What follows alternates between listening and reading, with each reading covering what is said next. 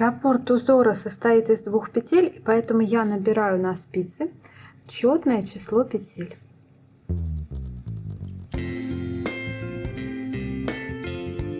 Сейчас у меня на спице 12 петель.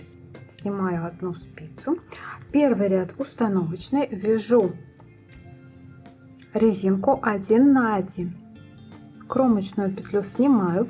Дальше идет 1 изнаночная. Изнаночную провязываю классикой. Дальше идет лицевая. Лицевую тоже провязываю классикой. Опять изнаночная классикой и лицевая. Повторяю так до конца ряда. Последняя петля будет кромочной.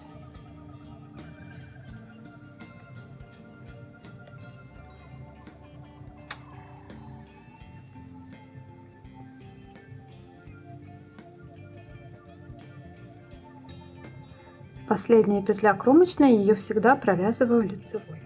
Установочный ряд готов. Переворачиваю спицу и перехожу к вязанию первого ряда. Эта сторона будет лицевой, предыдущая сторона была изнаночной. И сейчас я буду вязать первый ряд. Итак, снимаю кромочную, увожу нить за работу. И смотрите, дальше у меня идет петля, она стоит сейчас изнаночной. Она изнаночная, она в предыдущем ряду была провязана лицевой, сейчас она изнаночная. Эту петлю мне нужно провязать лицевой, но не совсем обычно, как мы обычно провязываем лицевую. Вставляю правую спицу слева направо в петлю на левой спице и подхватываю рабочую нить. Затем петлю сбрасываю. Здесь я сделаю немножко не так. Для начала я вставлю спицу на ряд ниже, то есть лицевую петлю я буду провязывать на ряд ниже. Вставляю опять правую спицу в петлю на ряд ниже, вот так. И делаю нестандартное движение. Вот это стандартный способ провязывания лицевой петли. Я так не делаю. Не так. Смотрите внимательно, как она провязывается. Итак, спицу в петлю на ряд ниже и подхватываю нить, получается, снизу вверх спицей. Вот так. Дальше перевожу петлю на левой спице на правую спицу и ее сбрасываю, не провязываю. Дальше у меня идет лицевая петля. Я вяжу по рисунку, это была лицевая петля. Ее я провязываю тоже обычной лицевой с обычным подхватом. А вот дальше по рисунку идет изнаночная петля. И здесь я делаю лицевую петлю на ряд ниже с обратным подхватом.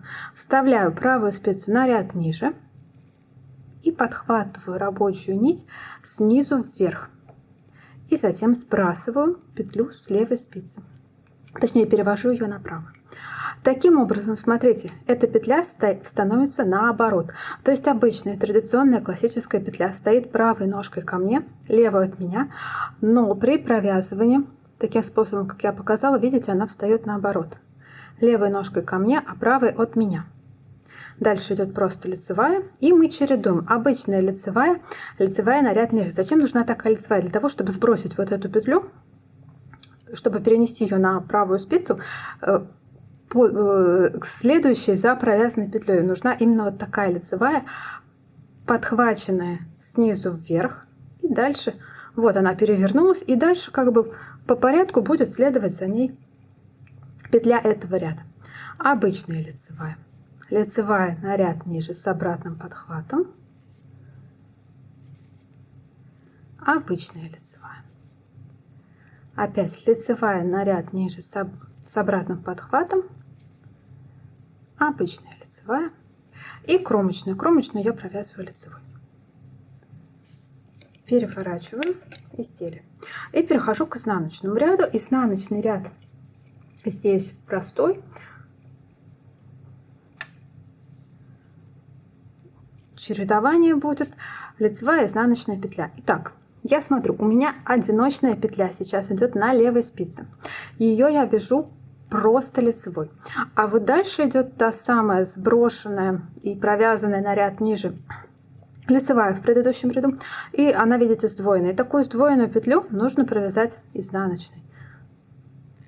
Но так как она опять-таки стоит у меня неправильным способом, можно ее перевернуть. Вот так, классикой, перенадеть на левую спицу и провязать классикой. Да? Я обычно так не делаю, дальше опять лицевая. Я обычно ее провязываю из-под дальней ножки, из-под правой ножки. То есть я вот так завожу спицу и снова провязываю классикой. Так будет быстрее и, в принципе, к такому движению довольно легко привыкнуть. Чередую, да, изнаночная, лицевая. Здесь главное не спица. Вот эту сдвоенную петлю провязываю изнанкой, а одиночную петлю провязываю лицевой.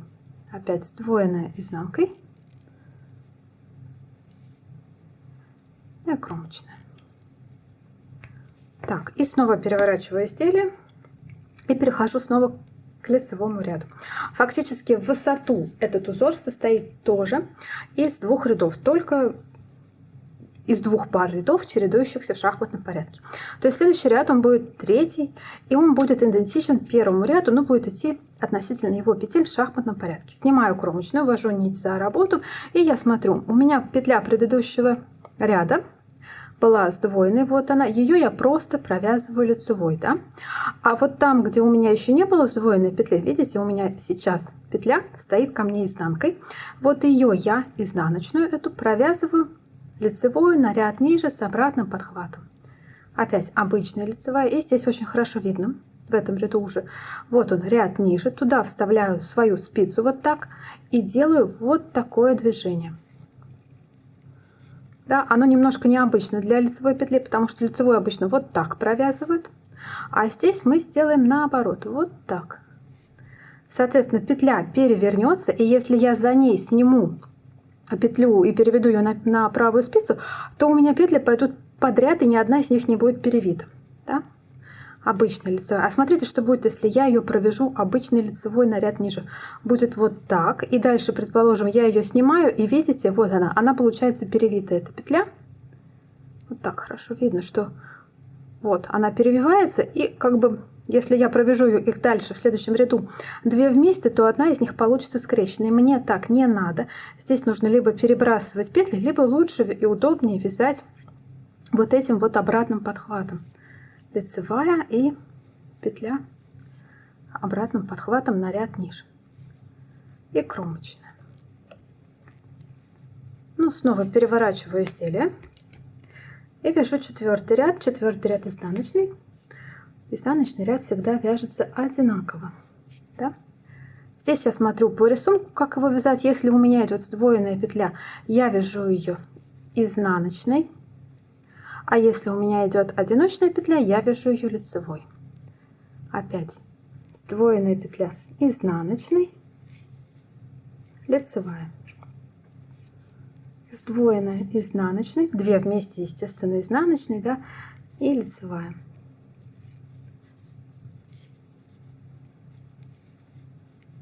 Ну и так продолжаю на нужную высоту. Так, изнаночная,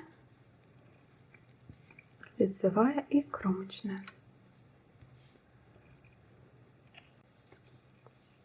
И вот какой получается узор на крупной пряже и на крупном образце, да, посмотрите, какая красота. Изнаночная сторона, маленький образец, который я уже показывала. Я думаю, что такой узор прекрасно подойдет для летних вещичек, для каких-то кофточек, может быть шарфиков, может быть даже легкую шапочку или берет можно тоже исполнить таким узором. Большое спасибо за ваши лайки, за то, что оставляете комментарии и задаете вопросы. Спасибо за внимание. Пока-пока.